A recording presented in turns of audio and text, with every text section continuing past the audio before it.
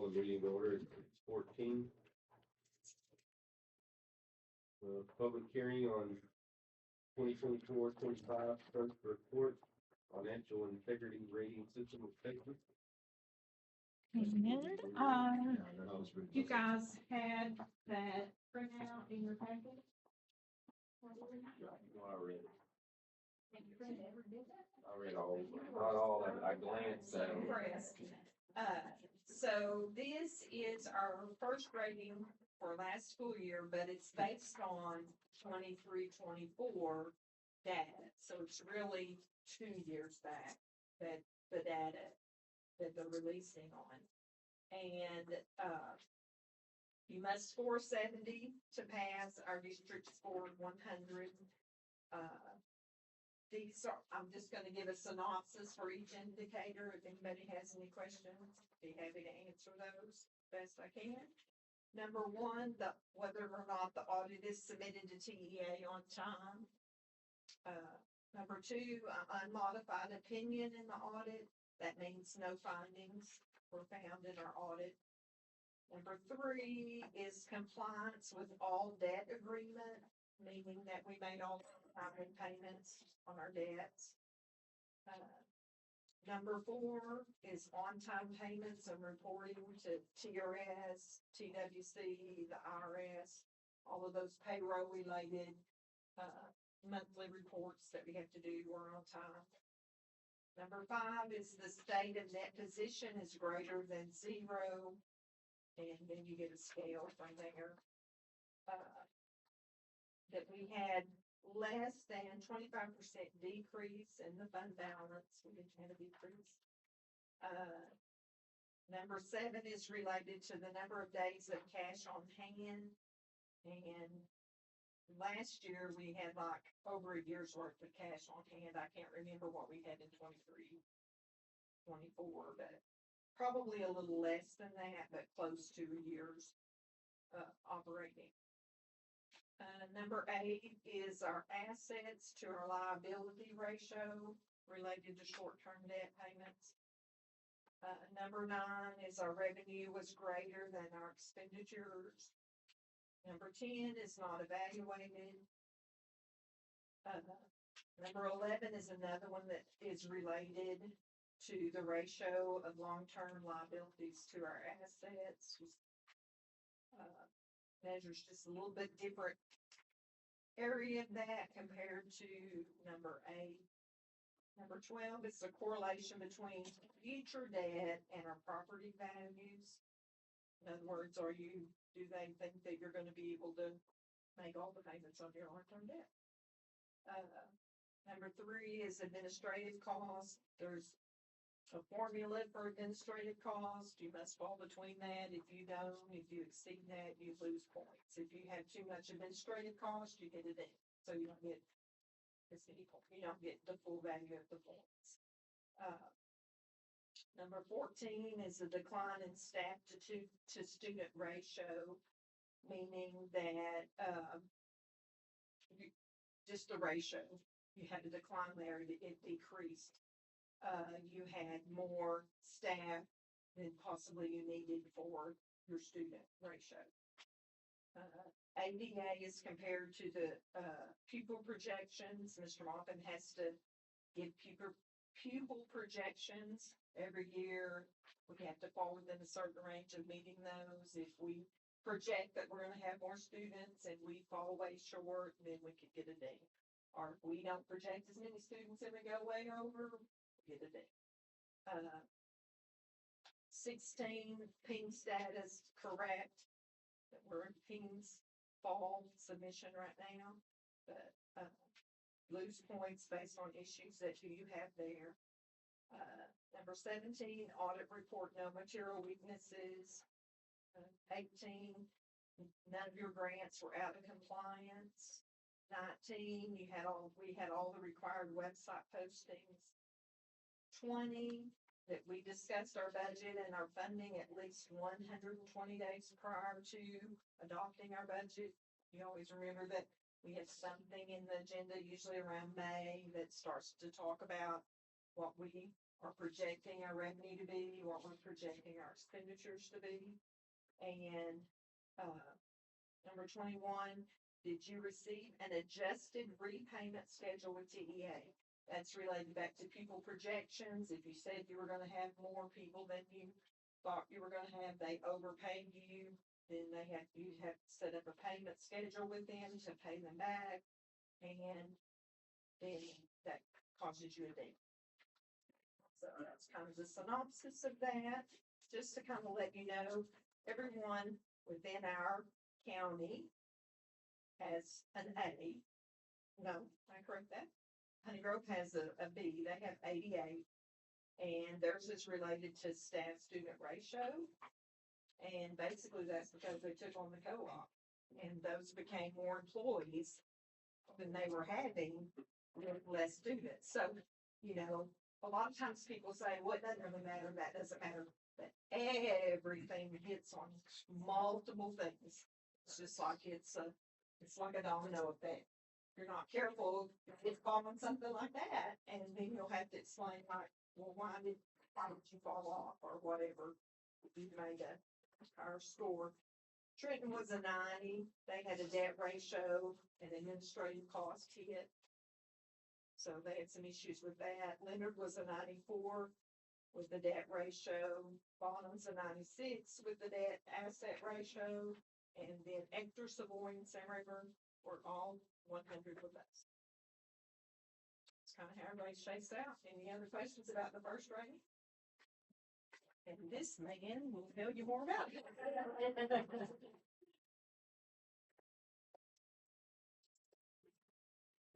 You're up. Perfect time, I'll pass out the audits. Good, the timer, any better? Oh, well. I was trying to save you some clips. I knew I had some music. We got cookies and pound cake and stuff up there. You see, you want one? Sure, I'll follow along.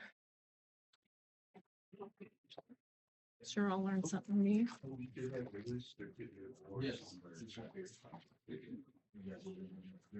So, y'all ready? Yes. All right, so we start on page 3 of the audit report. This is a certificate of board. After I do the presentation, we'll need a motion to approve the audit.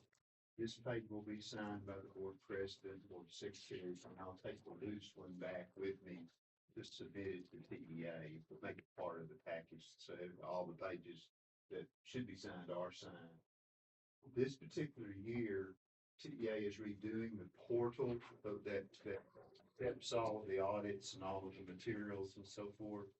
And so it's not going to be ready until January 15th, if then. So what they've done, normally the audit reports are due by the end of January. So they've extended that out to February. And we'll go further if that portal's not ready.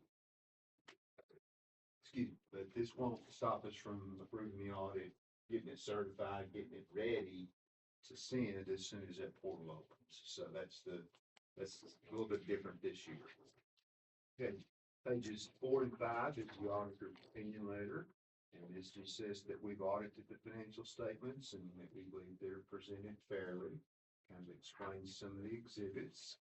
Pages 6 through 10, the section called Management Discussion and Analysis.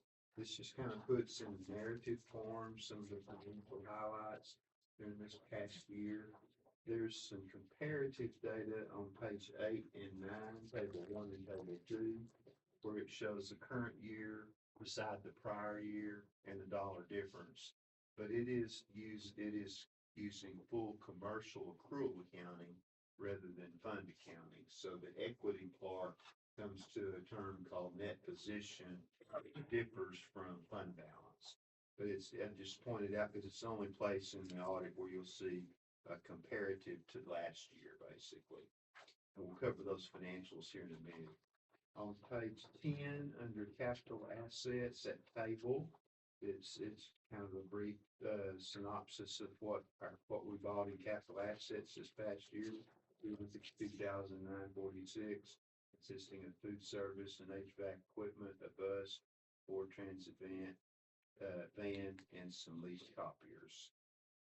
Pages 12 and 13, again, are what we call the government-wide financial statements, full accrual, the balance sheet on 12, and an income statement on 13. Just to analyze this before we leave it and talk about fund balances. On page 13, the fourth row from the bottom, we had a net increase this year of 507,000, ending with a net position of 7,095,000. Page 14, I'm gonna skip over and we'll come back to it in just a second, but I wanna look at exhibit C3 on page 16. Exhibit C3 is the most important financial exhibit in the audit report because it shows revenues, expenditures, and changes in our fund balance. And I've provided each board member with a copy of the report, so I'm gonna give you verbally like how many days operating costs we had here in a second. So what we're presenting the columns for the major funds is general fund, debt service fund, and then everything else, which is called non-major governmental funds. So to get at your own column here, you have your fund has to have at least 10% of the resources of the district. So in the first column there, the general fund, you see your revenues at the top, expenditures in the middle, and then we come to the third row from the bottom. We had a net increased fund balance this year of 111,203. We started with 4,487,000. We ended with 4,598,000.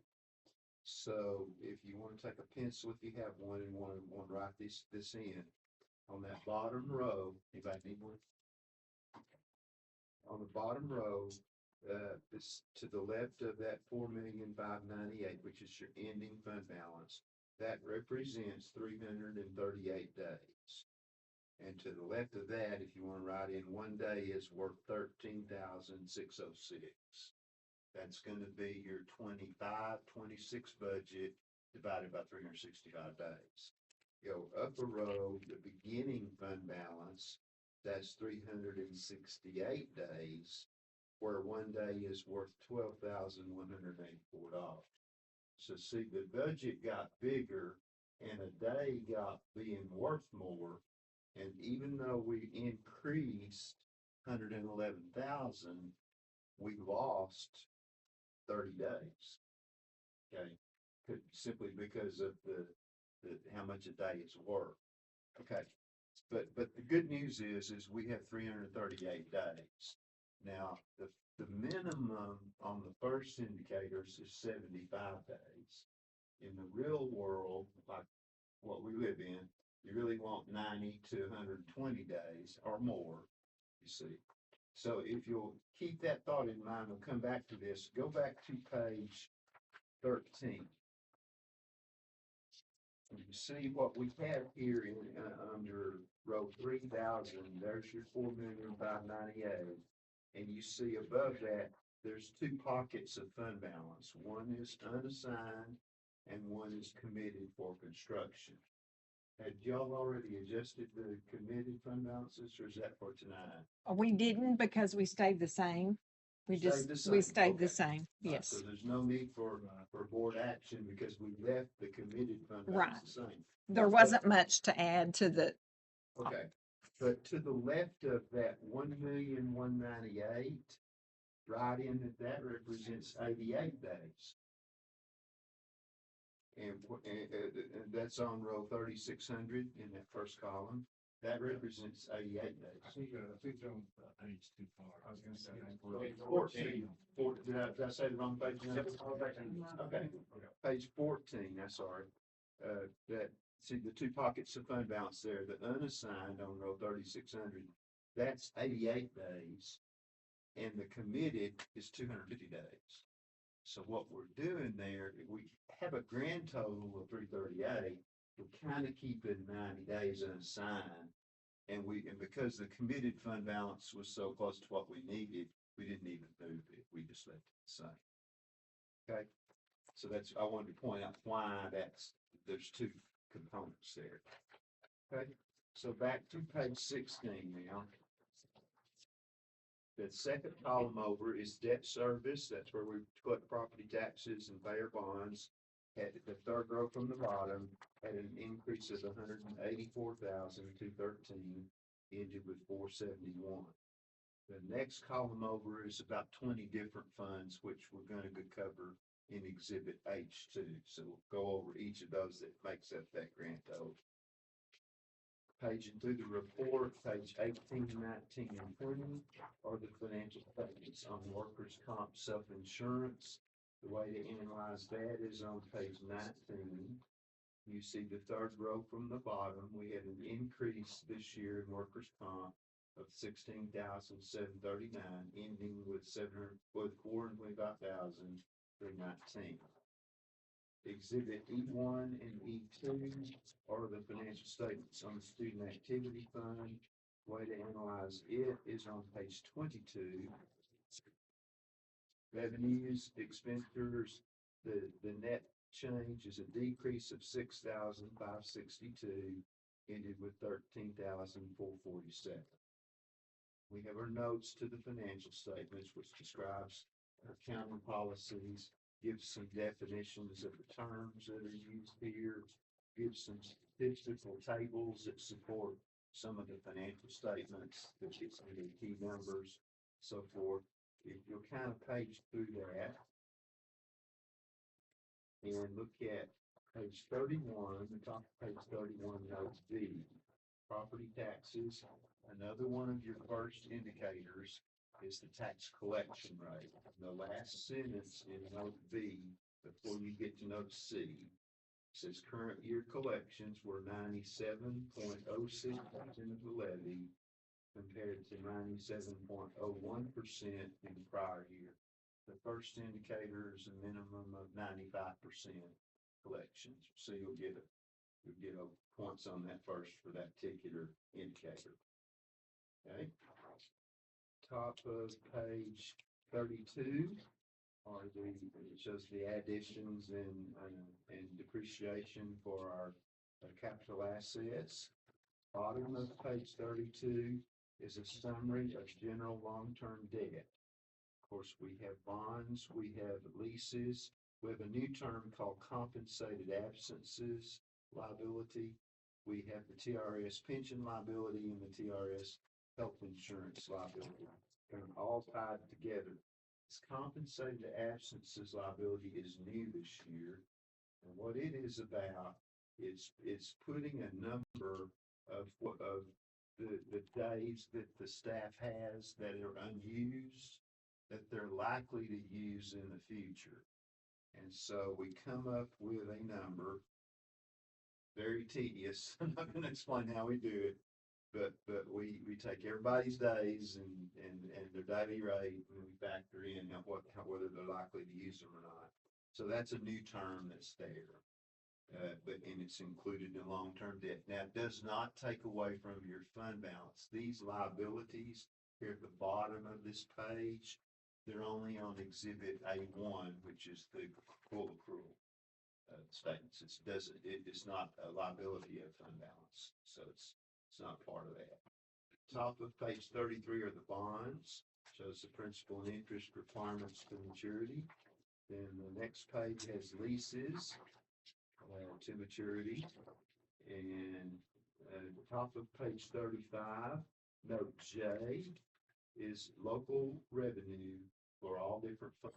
So Dodge City ISD collected $2,026,000 in property taxes, interest, food service, athletics, co-curricular, and so forth, which is not state funding and not federal funding. See, so that's an analysis of what we collected in local revenue for the district for this past year. Okay, pages on through the notes. I don't think there's anything else I want to cover. Note L is the pension disclosures, which goes around about 6 pages. A lot of that stuff is the whole statewide thing, and then there's some Dodge City numbers in there. The top of page 41 is note M, when it says other post-employment benefits, that's health insurance, and it goes for about 6 pages. y'all want me to go over all that. And then that takes you to the end of the notes. So the next section is called required governmental information. So there are gonna be 5 exhibits here that are required to be part of your financial statements. Exhibit G1 on page 47, budget presentation for the general fund. So we have 2 columns of budget numbers, the beginning budget that the board adopted, the final amended budget, so you can see how it changed throughout the year, the actual dollar amounts, and then the budget variances. The way to analyze this schedule, looking at the center section of that where the expenditures are, and go over to the far right-hand column, which are your budget variances. These are all positive budget variances. So we're looking for any negative budget variances, which would indicate that they overspent a particular function. So there's no problems on that page. And then we have 4 exhibits dealing with the TRS pension liability and the TRS health insurance. Just to analyze, show you how to analyze it, cut right real quick. Page 48, it shows the percentage that Dodge City has of the whole state, the district's share of the liability, pension liability, the state share of the pension liability, and then that percentage on the bottom row on the left-hand side, the latest number, that's 77.51%. What that represents is statewide, the pension fund has 77.51% of the money they need to pay everybody in the state their pension until the day they die. And you can go across and see how it's fluctuated for each of the years. And if you go to exhibit G4 for the health insurance, same format, you can see the district share, the state share, and then that percentage down on the bottom on the left-hand side, 13.7. You think, okay, that's not very good. But look, if you go across to the oldest state, first year we 0.91. So they're making progress, but it's essentially pay as you go, pay the claims as you go, basically. It's not nearly as strong as the pension. It's probably more than you want to know about all that, but that's how you analyze it. All right, page 57 is this lead page of the combining statements. This is all these non-major governmental funds, and if you look at page 60 and 61, this is the best way to analyze that. This is revenues, expenditures, and changes in fund balance. Now, most of these funds have no ending fund balance because they're grants and we spend what they give us and no carryover. The second one from the left, Fund 240 Food Service, it had a beginning fund balance, the second row from the bottom of 8,420. We did have to transfer in some money from general operating, 18,741, to bring that one back to 0. Going across the other funds that have fund balances at the end, campus activity funds, Fund 461, had an increase of $363, moving to 48,000.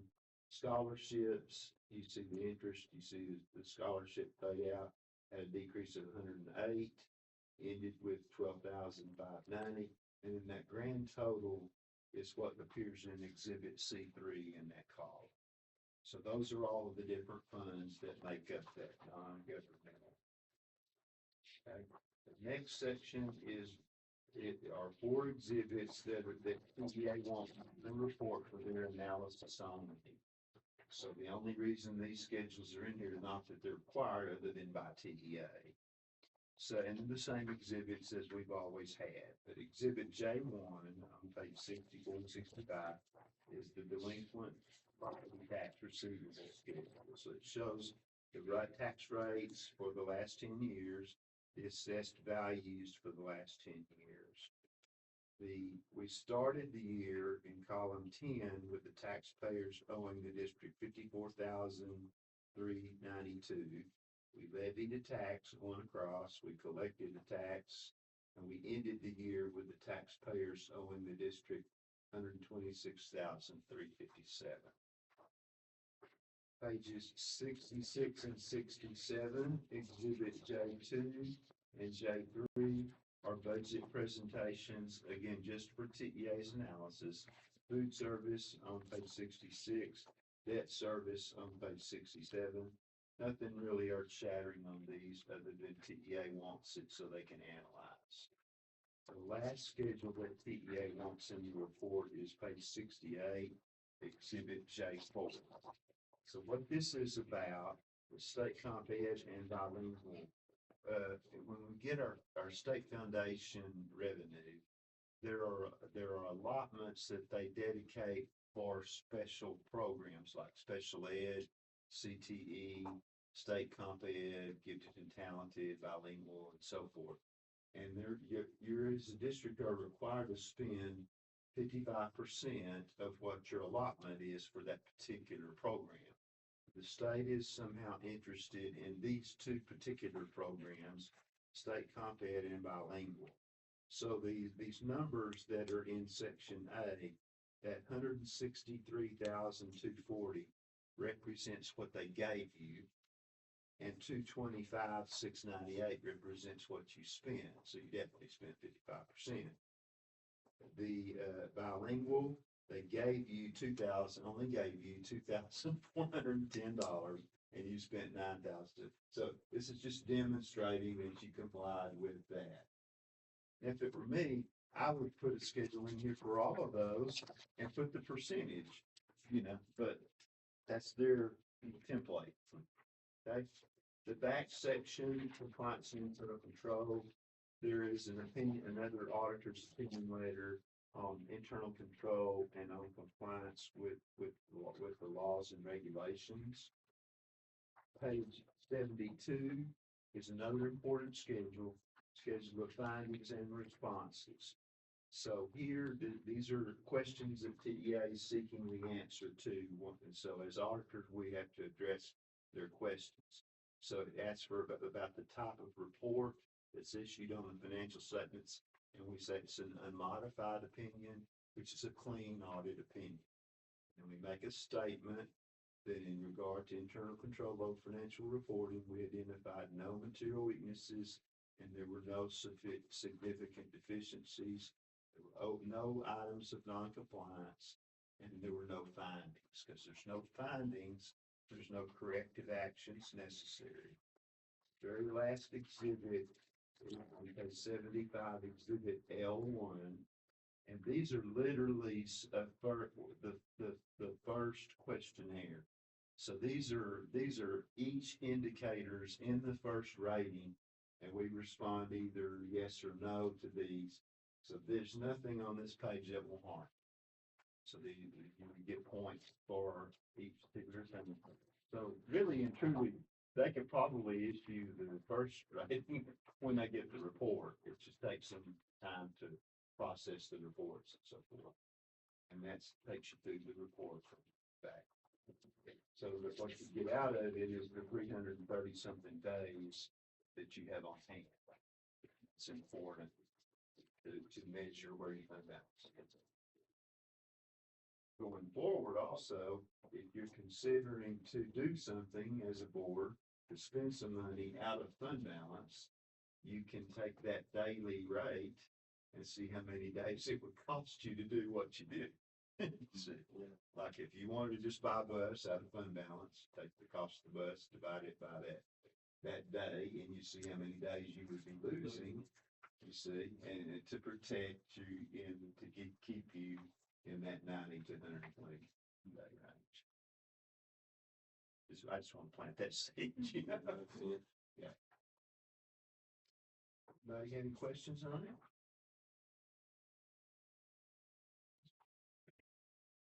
They do a good job here. We just need a motion. Make a motion. Second. Jared makes a motion. Scott, second. All in favor? 4. I think I was a little funny.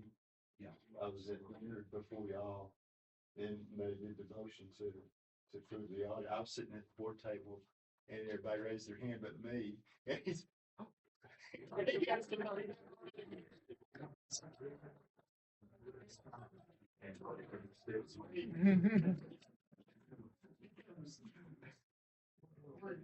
it up or just on the side? yeah, take them off. Take them off. And there's a.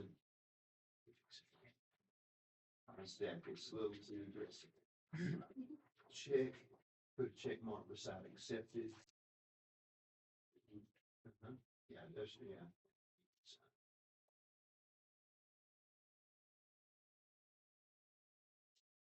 Secretary for Scott. Okay.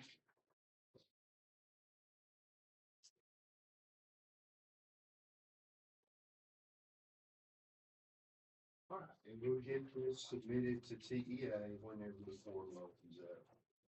Okay. We appreciate it. Thanks, sir. Thank you. Appreciate it. Any Thanks, Steve. cookies, some water? These are the best. pretty good. I'll get cookies, go. Oh, they're peanut butter. No oatmeal. It's like oatmeal sweet. That's fine. Nice. Some water, drink. I've got a drink. Thank y'all. Thank Appreciate you. it. Have a Merry Christmas. Merry Christmas to y'all.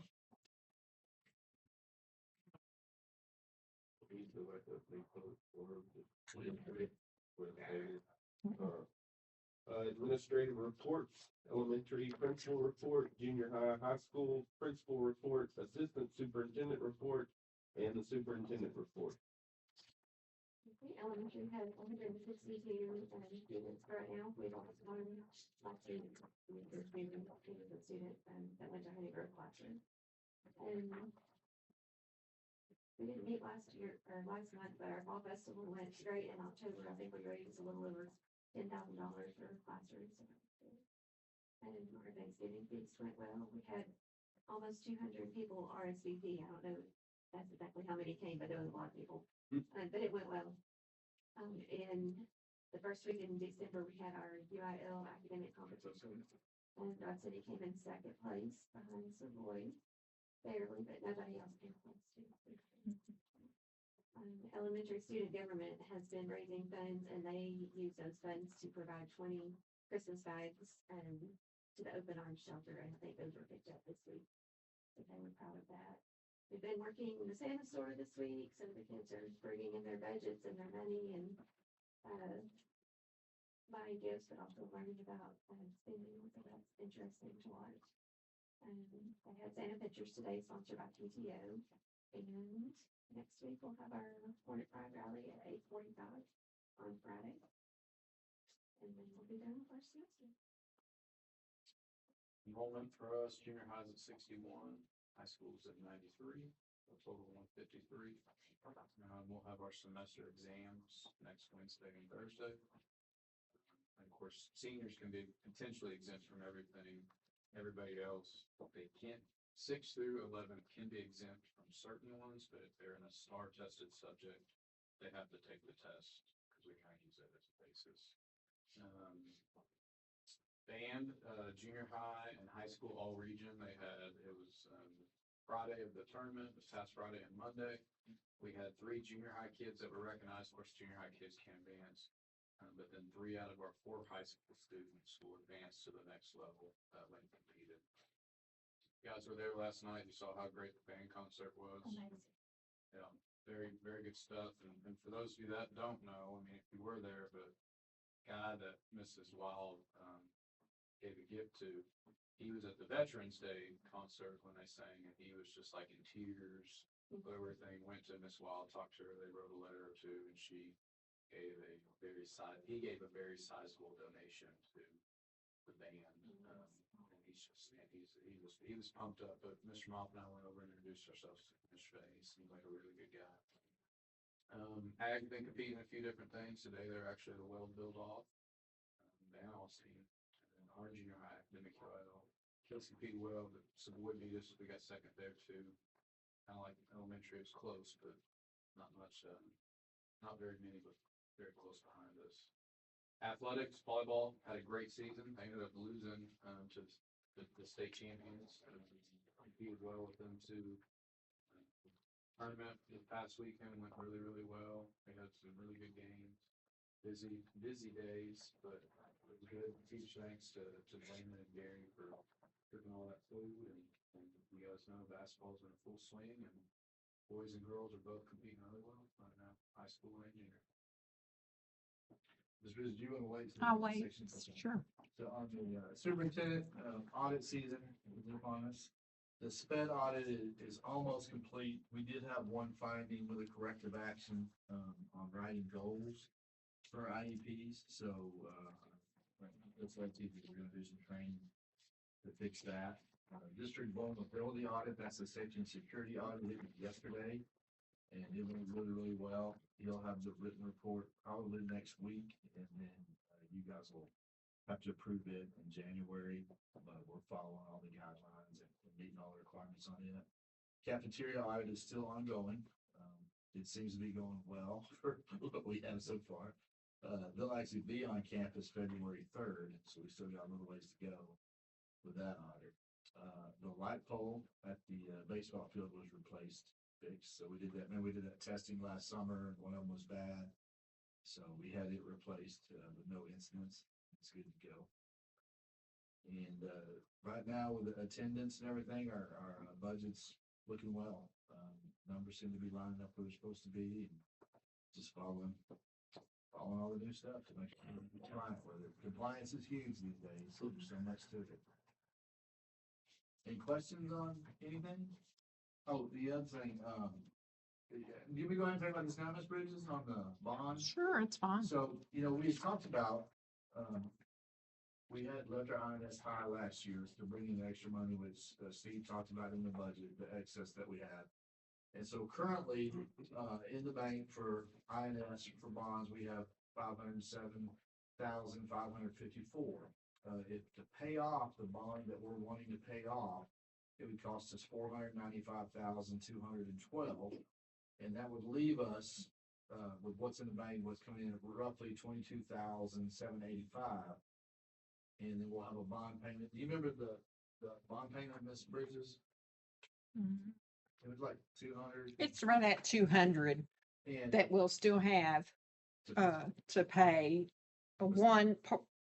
Part of it in February and then the balance in August. And of course, taxes, we're collecting property taxes right now. In January, we should collect plenty of taxes, pay for that. If we didn't, we could always move some money, cover it, and move it back once we get it. We're pretty confident, we wouldn't actually pay it off until February. We're pretty confident we'll have plenty of money in there to cover the next thing. If we kind of look at how that shakes out there on the back page. Here, in Fund 599. He was talking about the current year taxes. So we still have $300,000 to collect in INS taxes. And we all know that taxes are due in February, the end of January, so we should have all those payments by February. So that's why we're just, in order to pay this off, there has to be an agreement to release the bonds early. And so we're just kind of want to know from you guys for sure if you want to do that or not. It's not actually an action item, but we have to tell the holder of our bonds whether or not we want to sell early. And we have to go through that process in order to be able to pay it off in February. That's why we're just kind of wanting to know, yes, you really do want to do this, or no, you want to wait. If y'all do, we'll pursue it and we'll have it on the January Right. agenda for an action item. It'll save us about $100,000 in interest. And the goal. So, Yes. and we, of course, we reduced our taxes, but we took 11 cents off of our INS this time to prevent us from the defeasance for charging too much. So even with that, if we collect what's projected here, we're still going to have, 75,000 in debt service, like going forward next year, if everyone pays their taxes as, they're supposed to. We're praying for that 95% for sure.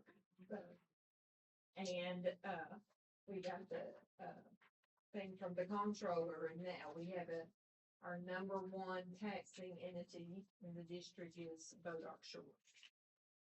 All those developments along there. So let's pray that they pay your taxes. They should.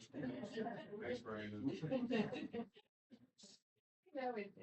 It's just kind of a funny thing because, we always watch the taxes and it's like, oh no, now we're not gonna be able to give anybody dirty looks.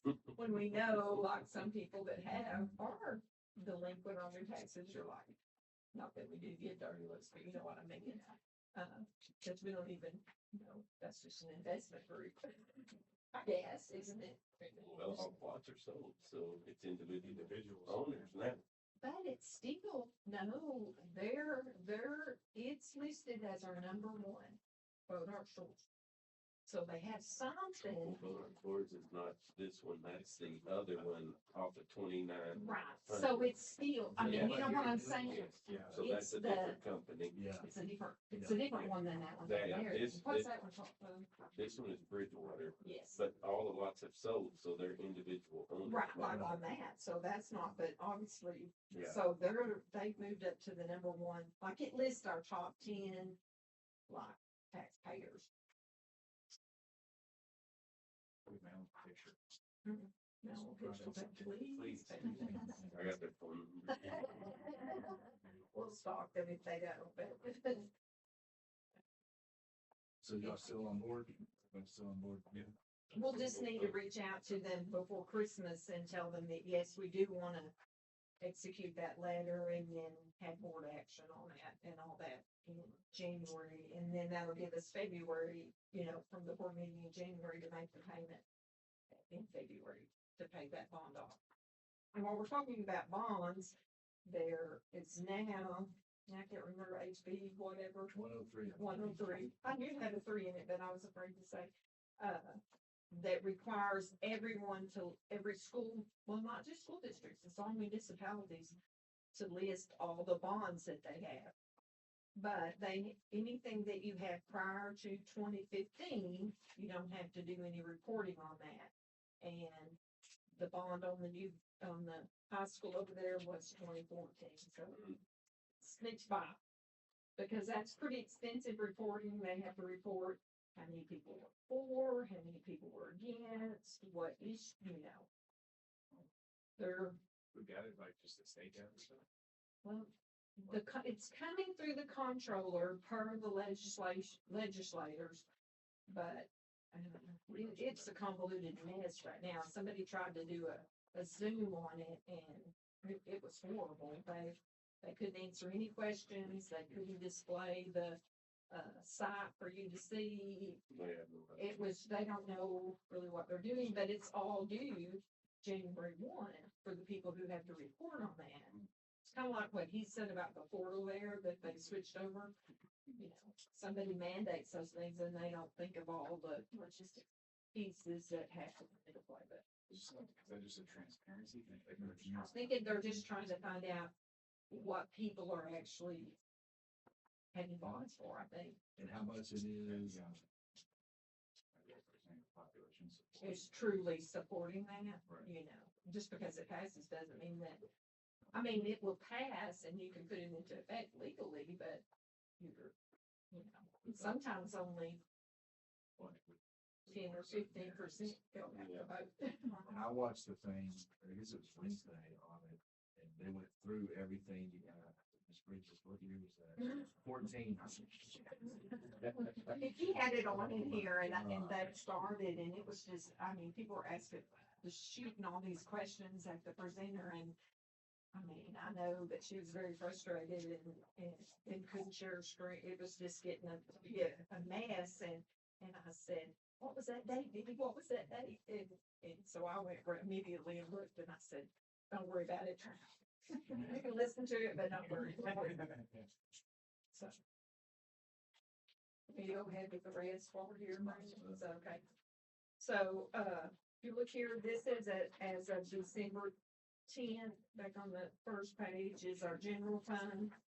And we've collected 38% of our budget now. And things rocking along pretty well. In terms of collections, like we said, taxes, of course, that's a big portion of that, as you can see.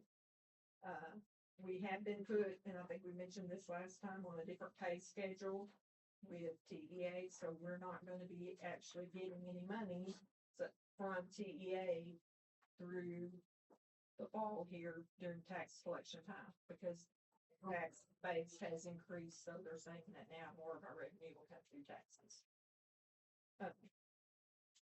So, that's the revenue instruction there.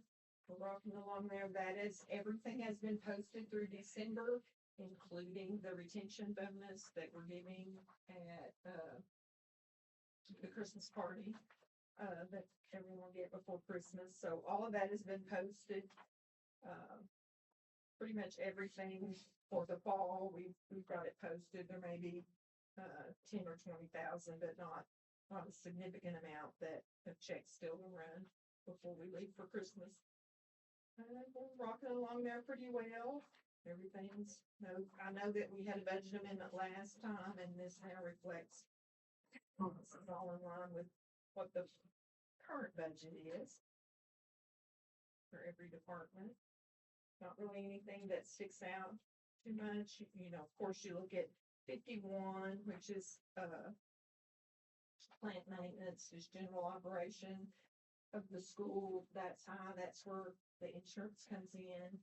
That hits on that function, so that's always, higher than everything else. 53 data processing, that is, our student information service software, our financial software, all that paid through Region 10, so that's been paid out there. So what's left there, it's just left in that line item. That's the only data processing that we have. Everything else is pretty much running, along. 13, I skipped over that. It's a little bit higher than everything else, but there's a lot of payments to the regional service center for support that we pay at the start of the school year. We're on pretty well though. Seems pretty good. Like Mr. Malkin said, everything seems to be coming in line with our budget. Just wait and see. And then we go to food service. Still just pretty much the same story. Different verse, different chapter, whatever. You know, you can see there we collected 23% of our budget, but we've expended 40% of our budget. So a lot of that, the majority of that's in food cost. Food costs are like a challenge. I think they're a challenge for everybody. And then we've already talked about the debt service. Anybody, any questions or anything? We have 2 additions to the sub list on that next thing.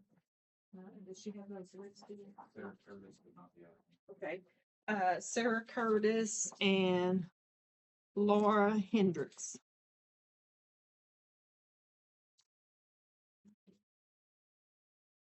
We don't have any budget amendments at this time.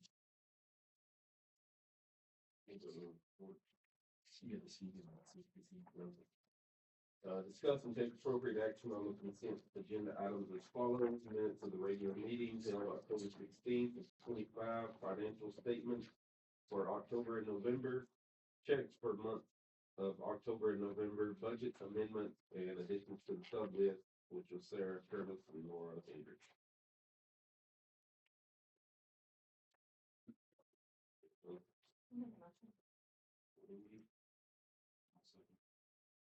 Gary, second, all in favor? 4-0. Discuss and take appropriate action on Region 10 Education Service Center. That's a multi-region purchasing cooperative interlocal agreement. This is, what we use basically to get stuff for the cafeteria. We're so small that nobody's gonna just do business with us. So Region 10, we're in their co-op. they go out and get the bids and basically do all the work. And so like we use Labatt and then Oak Farms for our Bill, Brothers for our produce. But basically it's our agreement with them for them to go out and do all the procurement. And so we just have to use those companies. But That's the way it's, it's always. yeah, that's the way it's always been. So I was saying now, when you go through a cafeteria audit, even though Region 10 does all that, they want you to know how they do it. So we know a lot more about how Region 10 does this now. But it's, everything is exactly the same. Like I say, if we don't have this, I don't know how we would get food. They say that we get better pricing, but.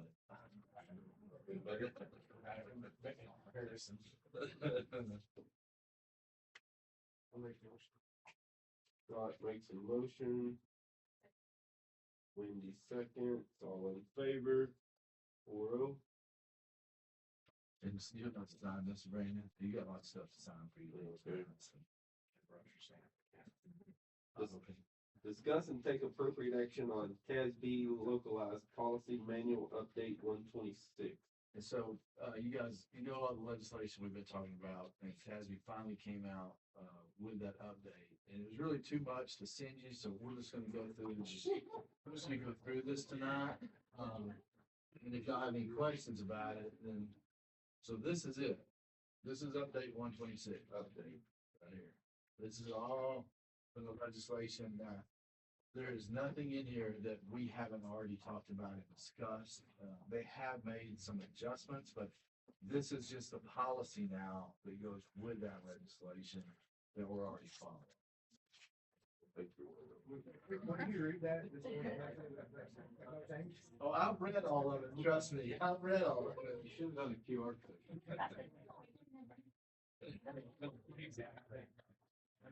Give me to tell y'all something. Well, I'll tell you after. Fine. Remind me to tell y'all something funny. I'll make a Jared makes a motion, Scott seconds, all in favor, 4-0. Discuss and take appropriate action on the superintendent appraisal instrument. And so it's the same one, it was in your packet, but if you need one, it's the same one from last year. Every year I've been here. We've got one passed. We're not doing it right now. No, we'll do it in January. We're not doing it right now, but if you guys are okay with using the same one, remember in January before the meeting, I'll submit like how I'm doing this stuff to you. And then if y'all kind of look at it and kind of have an idea before you come to the meeting in January, the meeting will go a little faster, but then you guys will meet and talk about all of it. So is everybody good? Yeah, I think that was it. Yeah, we got a motion, so y'all gotta. I'll make a motion. Wendy makes a motion. Jared seconds, all in favor, 4-0. because he's out. Discuss and take appropriate action on elementary field trip to Sky Ranch. I think generally, in the past few years, we just, the board has approved to pay $55, per student if we didn't have the money. We're gonna have the money, but we want us to do it just in case something comes up, we have used it, but. usually- They're got insurance. It's insurance policy. Yeah. It's insurance. Yes. I'll make a motion. Wendy makes a motion on Sky Ranch funds. Scott second, all in favor, 4-0. Discuss and take appropriate action on voting for directors of Fannin Central Appraisal District. And so, this one, where there's 4 people, we have 120 votes. And the 4, Jerry Magnus, AJ Self, Jason Walker, Kurt Fogelberg, we can divide our votes, we can put them all on one person. From what I understand, they're needing another one, and so I think all of these are gonna make it. Plus they're needing one more, is my understanding. And if you know of anybody, we have a nomination form that we could also nominate somebody to be on the board. But it's really up to you guys if you wanna if you wanna split the votes up or vote for one. They're all gonna make it. And I think they all do a good job. Yeah, I I think do too. it's the commissioners and I would say that's two the walkers. commissioners, three commissioners. Three commissioners, yeah. And Jason, with our late payment to the CAD, he kind of spearheaded that and helped us too in their meeting, so they got that waived. They waived our penalty because he got lost in Capel in the mail. So we'll be hand delivering the next payment. One more being. So just do 30 per. And then we got 120. Yeah, we have 120, there's 4 of them. So you're gonna do 30 per candidate, everybody good with that? Just simplifies. Yeah. And then you guys will have to, approve it, and then Brandon, you'll have to sign this, and then I'll send it in tomorrow.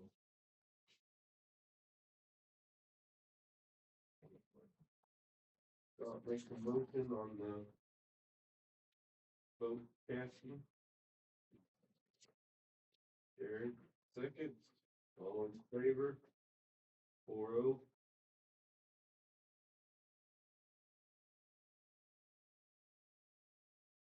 Number 11, discuss Senate Bill 8. Okay, so, Senate Bill 8 is the one that is the bathroom bill with unintended consequences. I don't know if that area is right here. The lawmakers didn't think about, when they passed it, they primarily dealt with transgender and keeping, boys out of girls' bathrooms and locker rooms, and vice versa. But the way that the law reads, there's no kind of exception or anything in there for athletics. Now, this affects schools, colleges, any, public building, like state-owned and all that buildings. And so TASB and the UIL have come out with kind of, those locker rooms are ours. So we can designate them. They have to be designated a specific sex, but like in our tournament, we can change the designation to meet our needs, and also we can designate it as a changing facility or a meeting facility for certain time. And so what we've done, and I don't know if you guys have noticed, if you go to the concession stand, but on the doors, we put 30 minutes prior to 30 minutes after the game, this is a meeting facility only, not a changing facility. In essence, that's what it says. We're also offering an alternative place. Some schools will not let a male coach in a girls' locker room, period. They're not gonna allow them to do it. So we're also offering an alternative space.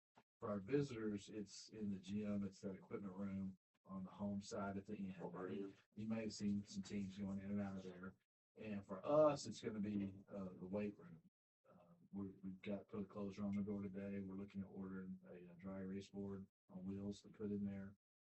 But we're also gonna offer it because we have a male coach of the girls' sport as an alternate site. In case of that room was. Well, it's the lawyers, because of the way the law's written. The lawyers say best practices is, if you're a male, you don't go into a girl's locker. That is best practices. You're protected 100%. There's nothing you can do. The signs, there is some protection, but who knows how a judge, how a court, and the thing is, there's civil penalties to it. Right. The first one's 25,000, the second time's 125,000. So there's just so much uncertainty. What I have advised Coach Dyer is I would use the weight room if I was you. Tell me what you need in there and we'll get it done. So we need a closer, close the door. We have a dry erase board that we will put in there, but we're looking at a smaller one with the lines and stuff like that. But that's my advice. Now for the tournament, because the officials run there and all that, we use the locker room, but we did provide places for other schools that their lawyers won't let them in the locker room. So like we use Coach Scarborough's office over here and we use that other room over there. What's the difference in them going into the weight room with a It's not a door? changing facility.